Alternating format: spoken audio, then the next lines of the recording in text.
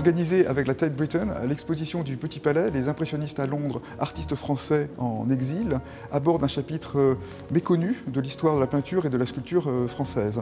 La guerre de 1870, que l'on a un peu oubliée peut-être parce qu'elle était évidemment une guerre perdue, et puis le siège de Paris, la Commune, ces violences, la répression de la Commune ont entraîné toute une série d'artistes, peintres, sculpteurs, mais aussi des musiciens ou des écrivains à fuir la ville. Donc on assiste à un véritable exode d'artistes vers Londres, où ils doivent reprendre pied, trouver de nouveaux moyens de subsistance, bien sûr, et déjà réussir à exposer. Pour les artistes qui arrivent à Londres, et principalement les artistes de paysage, la ville leur offre les brumes, un climat très particulier qu'ils vont devoir apprivoiser. Là, c'est différent de la France, puisque la ville est très industrielle, très brumeuse, le temps change tout le temps. Et c'est une vraie difficulté pour les peintres de plein air que vont être les impressionnistes.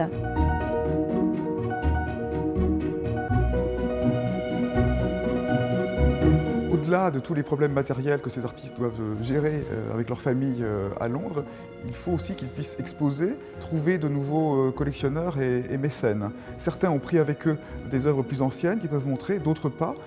Et il leur faut une galerie. La Royal Academy est relativement fermée à ces nouveaux arrivants qui arrivent avec un style très différent de la peinture britannique de l'époque.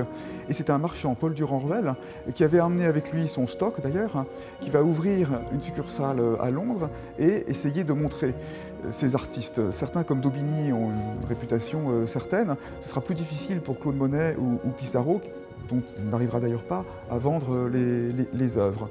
La situation est tout à fait différente pour des artistes plus consacrés, comme le sculpteur Carpeaux, ou surtout le peintre James Tissot, qui deviendra presque la coqueluche des peintres de l'époque et restera plus d'une douzaine d'années à Londres avec un immense succès.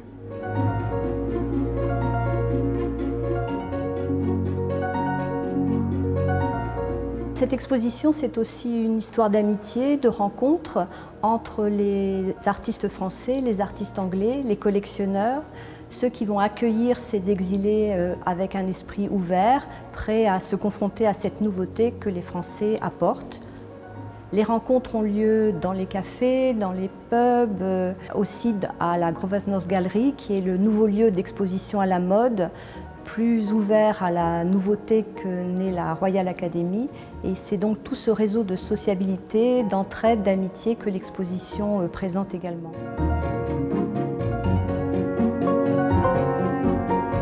Ensuite, l'exposition aborde les retours, c'est-à-dire des artistes qui sont rentrés en France, mais ont pris l'habitude de venir en Angleterre, comme Pissarro, Sisley qui va revenir dans les environs de Londres, et puis, bien sûr, le retour triomphal de Claude Monet. Il exécute toute une série de vues, notamment du Parlement de Westminster, qui aboutiront à une exposition triomphale en 1904 chez Durand-Ruel, et puis une petite coda finale avec les œuvres d'André Derain, qui, ayant vu l'exposition de Monet en 1904, est incité par son propre marchand, Ambroise Vollard, à aller à son tour à Londres, reprendre les mêmes motifs, mais dans un style fauve extrêmement différent. Parmi toutes les œuvres que nous avons pu rassembler, peut-être un petit attachement sentimental pour un tableau de James Tissot qui s'appelle À bord, d'une sorte de corvette décorée de drapeaux. On voit des personnalités de la société de l'époque, très élégamment habillées. Mais c'est un tableau en fait très subtil au-delà de sa grâce, dans l'agencement des plans. Un tableau qui mérite vraiment d'être regardé attentivement, aussi pour voir toute l'imprégnation de la société britannique sur un grand artiste français.